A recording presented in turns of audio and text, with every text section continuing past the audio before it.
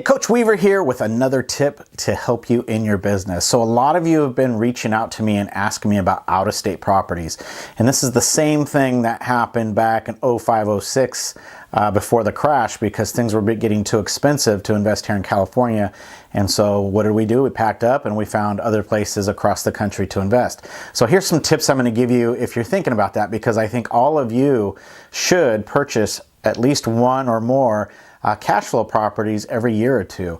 So you want to build your portfolio, you want to save your money as much as you can, because that's your future wealth, that's your future retirement, and that's something you get to pass on as a legacy to anybody you wish. So some things you want to do is don't listen to anybody trying to sell you, first of all. If they're trying to sell you and they're going to make money off of it, you have to understand that's what they're trying to do. So you want to do your due diligence. So how do you do that? You want to call excuse me, a local insurance agent from that area.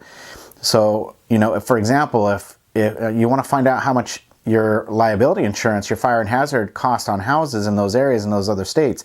You know, here in California, we don't have a lot of issues with severe weather, not for the most part, but in other states that snow a lot or they have, you know, strong winds and stuff like that, the insurance cost is going to be much greater, many times just because of the roof replacements. So you're going to want to call insurance companies in those areas. So you find like an Allstate agent out in wherever it is you're going to go, and you make that phone call, find out. As you're talking to them, ask them questions about what's going on with the community. Are a lot of people moving there? You know, find out what their response is. You also want to call a local title company. Some states don't have title and escrow, but they'll generally have title. Call a local title company to find out what their process is. Find out what their costs are. You know, are they attorney-based? Here, you know, we don't have attorney-based title companies. It's a little different. In other states, they're going to have a full background on that property. An attorney looks it over, and you know that's how they do their due diligence on title. A little different here. All right. One of the other people you want to talk to several agents, not just one. Find out what's going on. You know, and so those are the key three things. And then you want to talk to a lender in the local market. You know, if I'm going to an area where properties are $50,000, I'm going to have a hard time getting a loan in California, a lender in California to go out to another state where there's loans at like 40 grand.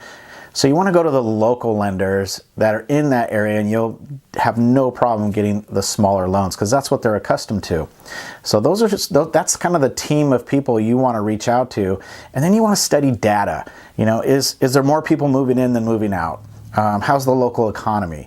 You know, what's the crime rate? You can ask Google the crime rate in any city across America, and it'll tell you, and it'll tell you how it compares to the rest of the country. So you can do that on your Google on Android or go online. So those are things that you need to find out. But I want to know data. What's the appreciation like? You know, a lot of times we'll talk to agents in those areas, and they'll say, well, the appreciation is never going to be high, but cash flow is high. So remember the formula. If I'm going to spend $100,000 in another state, I want $2,000 a month rent. If I'm not getting the appreciation. Now, if I'm getting a high appreciation, I'm okay with getting a little lower cash flow because I'm going to make up for it in the other area. Now, the perfect buy is actually buy below market, high cash flow, and high appreciation. That's what we're kind of looking for here at Fortune Weavers. We're looking for those types of properties in those areas. But if you just want to get your first property, get your feet wet, there's nothing wrong with buying something that has $100 or $200 a month in cash flow, especially with the low interest rates. In other states, you can buy stuff as cheap as 50 grand or lower. Actually, you can kind of do that here in places like Barstow. Bakersfield is going to be under 100,000 on the east side, or Oildale. You can find some really good deals, but I highly suggest you buy it below market in a low crime rate area, because your maintenance costs will be super high when you're renting to people in crime infested areas. They just don't tend to take care of stuff. I get the question about Section 8. I have no issues with Section 8. We've had really good luck with those types of people. You know, I really like the Section 8 programs that are tiered more towards veterans. It's my personal take. You know, they generally, even though they're kind of having a tough time, and that's why they need that program, they tend to be a little more disciplined, and they tend to pay their bills on time. It's kind of just part of who they are. Usually. Again, I'm making some generalizations. So when you're going out of state, yeah, you can get cheaper, but you really still want appreciation. I don't really want to be in an area with anything less than a 4 to 5% appreciation rate. Remember, you're leveraging this money. Usually that's what we should be doing unless we're at an older age where we don't have time to make up for losses. So you want to borrow money when you're buying these things as far as acquisitions, get a high appreciation.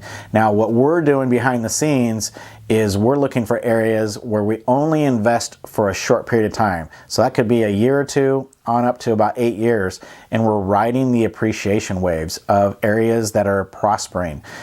And I personally don't care about cash flow when I'm doing that. So if I can find an area that's appreciating 10 to 15% a year and I get to leverage other people's money like the bank, I don't care if I don't want to be in the red, but I definitely don't need to cash flow a bunch of money because I'm in that for the appreciation and the data that follows that. So I don't know if that's something that interests you, but that's how you make millions instead of just $100,000 or so, or a couple $100,000 over a period of time.